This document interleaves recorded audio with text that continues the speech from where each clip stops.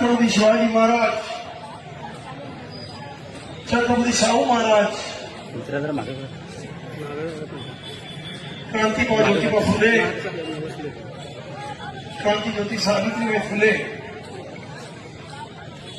आणि तुमच्या आणि माझ्या जीवनाच्या निमित्त या देशामध्ये एक चहावाला सुद्धा प्रकरण केलं.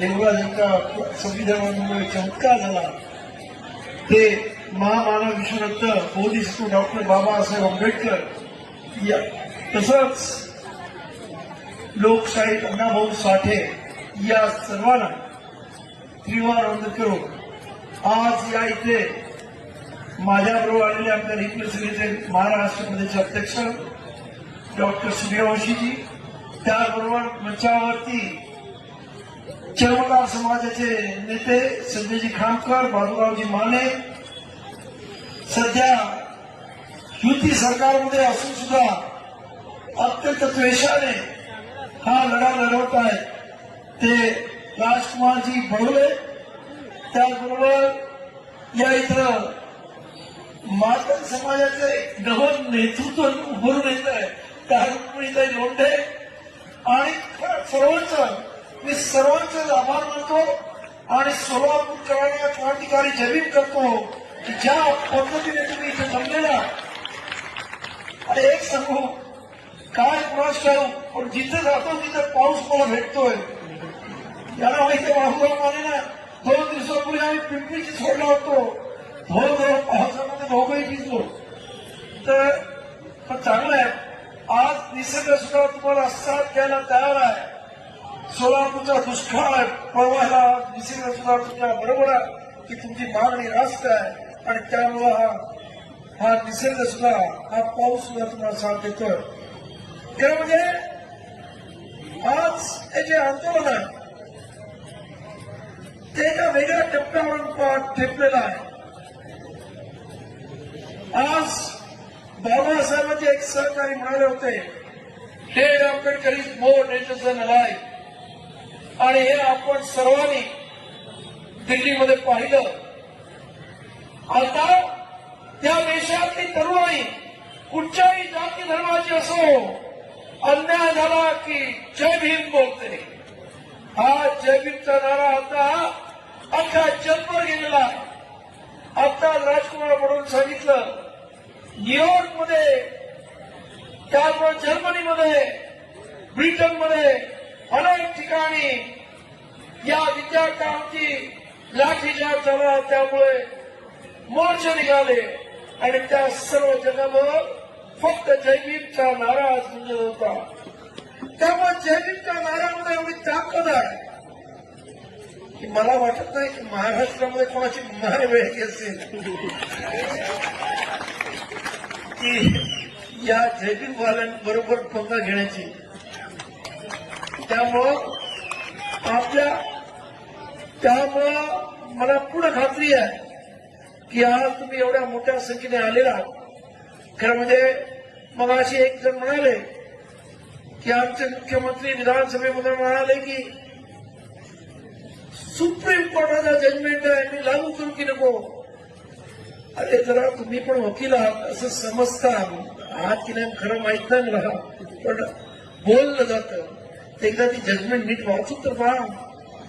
जजमेंट मध्ये कुठेही म्हटलं नाही की हे उपवर्गीकरण लागूच केलं पाहिजे.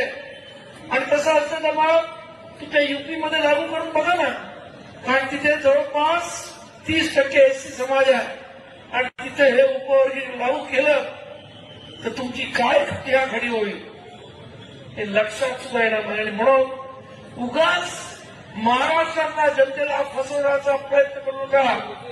तिथे स्पष्ट त्या जजमेंटमध्ये लिहिलेलं आहे की पहिल्यांदा इन्क्वायरी द्यायला हवा, म्हणजे अचूक माहिती असल्याशिवाय तुम्ही हे अशा पद्धतीचा निर्णय घेऊ शकत नाही. त्याचबरोबर तुम्हाला या राज्यामध्ये हे जर उपवर्ग करायचं असेल तर त्याचा राजकीय फायदा घेण्यासाठी उपवर्ग करू नका असा स्पष्ट आदेश आहे. आणि तुम्ही हे पूर्णपणे राजकीय राजकारण करण्याचा प्रयत्न करताय. या इथं दलितांमध्ये फाटाफूट करण्याचा प्रयत्न करताय. आपल्याला माहित असेल कर्नाटकमध्ये सुद्धा हे उपवर्गीकरण करण्यात आलं, परंतु कर्नाटकमध्ये उच्च न्यायालयाने कर्नाटकाच्या लगेच त्याला स्टे दिला. कारण महत्वाचं आहे की संविधान एक बोलतं आणि हल्ली सुप्रीम कोर्ट वेगळंच बोलतं. हल्ली सुप्रीम कोर्टावरती पण किती विश्वास ठेवायचा हा महत्वाचा प्रश्न आहे. कारण 2004 मध्ये इविचनिया वर्सेस आंध्र प्रदेश अशी एक कोर्टामध्ये सुप्रीम कोर्टामध्ये केस आली. 5 जणांचं बेंच होतं आणि त्याने स्पष्ट सांगितलं की हे अनुसूचित जाती हा एक असं होमोजिनियस घटक आहे, याच्यामध्ये तुम्हाला उपवर्गीकरण करता येणार नाही. त्याचबरोबर याच केसमध्ये ज्या केसमुळे दलवीर वर्सेस पंजाब स्टेट याच्यामध्ये 2010 मध्ये पंजाबच्या हायकोर्टाने सुद्धा सांगितलं की उपवर्गीकरण करता येणार नाही. मग हे 7 जण काय अति विद्वान होते का सुप्रीम कोर्टातले? कारण आपल्याला माहिती आहे 2014 नंतर सुप्रीम कोर्ट सुप्रीम राहिलं की नाही हा महत्वाचा प्रश्न आहे. आणि त्यामुळेच आपण पाहिलं की या देशामध्ये ना संसद सुप्रीम आहे ना संविधान सुप्रीम आहे. या देशामध्ये जनता सुप्रीम आहे. हे दिल्लीमध्ये दाखवून दिलं की जनतेने ठरवलं तर प्रधानमंत्री सुद्धा राजीनामा देतो.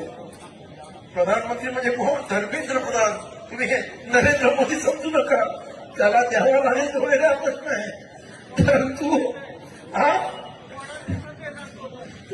म्हणतो तर त्यामुळं या देशातली जनता सुप्रीम आहे. ही देशातली जनता जे ठरवेल ते फायनल होतं आणि त्यामुळं अनुसूचित जातीतल्या या जनतेने ठरवलेलं आम्हाला उपवर्गीकरण नको आहे. एकोणचा जाती एकत्र येऊन इथे उपवर्गीकरणाविरोधात ताकदीने उभ्या राहतात. अख्ख्या महाराष्ट्रभर परभणी असो, जालना असो, लातूर असो, मुंबई असो प्रचंड मोर्चे निघतायत. आणि तरी सुद्धा तुम्हाला विषयाची परीक्षा घ्यायची असेल प्रयत्न करून बघा. तुम्हाला तुमची खुर्ची जर अप्रिय झाली असेल तर फडणवीस नक्कीच करा. जनता काय करते ते तुम्हाला समजेल. कारण जनतेची ताकद काय आहे हे दिल्लीमध्ये दाखवून दिलेलं आहे. आता कोणी तुम्हाला घाबरत नाही. पूर्वी सीबीआय, ईडी अजून वेगळ्या तुमच्या पोलीस यंत्रणा याच्यामुळे घाबरण्याचे दिवस गेले. पोरांनी दाखवून दिलं तुमचं आयटी सेलच्या पुढं या तरुण पोरांचं आयटी सेल कितीतरी पटीनं मोठं होतं आणि त्यामुळं तुमचं आयटी सेल कुठं व्हावलं तेच कळलं नाही. त्यामुळं आता लोकांची पगार घेण्याचा जो विचार तुमच्याकडे आहे की आम्ही काही करू शकतो, आमच्या मनात येईल ते करू शकतो आणि या देशामध्ये जे पाहिजे ते आमच्या मनासारखं होईल, आता तसं राहिलेलं नाही. परिस्थिती बदललेली आहे. त्यामुळं मुख्यमंत्र्यांना माझं सांगणं आहे की जनतेचा एकंदरीत कल पहा, जनतेची एकंदरीत इच्छाशक्ती पहा. जनतेला हे उपवर्गीकरण तुम्ही लादण्याचा प्रयत्न करू नका. तुम्हाला तुमचा बोलणीचा जरी कोणी सांगत असेल आता त्याचे ऐकण्याचे दिवस संपले. तर आता या देशामध्ये खऱ्या अर्थानं संविधानाचं राज्य आलंय. या देशामध्ये खऱ्या अर्थानं भीमाचं राज्य आलंय. अप्रत्यक्ष पद्धतीनं आता या देशामध्ये भीमाची लोक आता म्हणजे फक्त एका जाती धर्माची राहिली नाही तर सर्व जाती धर्माची जिथे जिथे अन्याय तिथे तिथे भीमाची लेकरं, मग ती सर्व जाती धर्माची कुठली असते ती सर्व आता एकत्र यायला लागलेली आहे. आणि हा मोठा वैचारिक विजय आहे.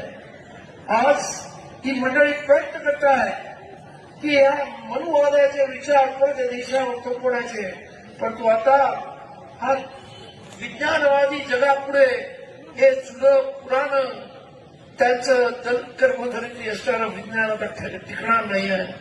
आता लोक नव्या नव्या संशोधनाचं आणि नव्या नव्या विचारांचे पाठीराखी झालेल्या आहे. त्या देशामध्ये सुद्धा अत्यंत मोठ्या संख्येने विज्ञानाची कास जाणारी लोक आणि तरुण पिढी झालेली आहे. त्यामुळे तुम्ही किती प्रयत्न केला की बाबासाहेबांनी फिरवलेलं हे चक्र, जे या देशामध्ये पहिल्यांदा लोकशाहीचं चक्र फिरवलं, ते उलट फिरवण्याचा प्रयत्न केला. परत एकदा हे परिवर्तनाचं चक्र फिरवण्याचा उलटा तुम्ही प्रयत्न करत असाल तर तुम्ही यशस्वी होऊ शकणार नाही. लक्षात घ्या. या इथं आज संपूर्ण 59 जाती ज्या पद्धतीने एकत्र आलेल्या आहेत त्यामध्ये खरं मी आपल्या सर्वांना धन्यवाद देतो. अनेक विषयावरती बोलण्यासारखं आहे, परंतु पावसाचा काही भरोसा नाही. आपण पण 5 तास माझ्या बरोबर या संपूर्ण मोर्चामध्ये इथे आलेला आहात. खरंच तुमच्या याच ताकदीला खरं म्हणजे लोक घाबरतात. आंबेडकर समाजाची ताकद ही एकदा तरी ठरवलं की केल्याशिवाय तो मागे हटत नाही.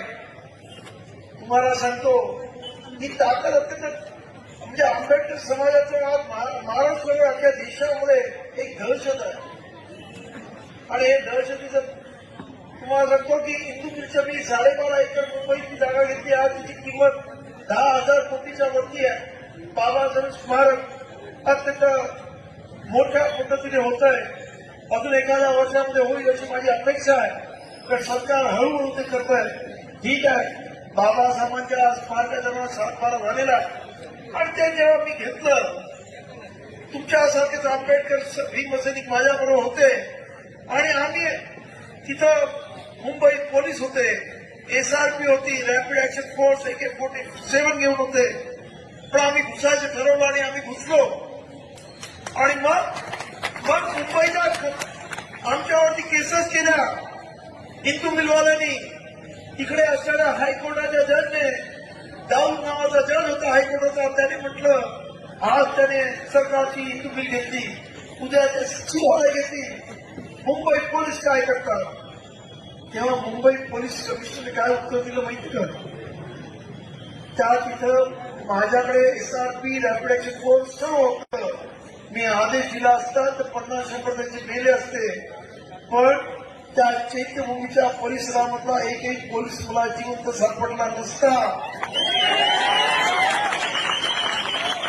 कशी रखी है, बहुत अच्छी रखी ना, ही ताकत है. आणि मग ये डर ऐसा ही रहना चाहिए. बहुत अच्छी बात है.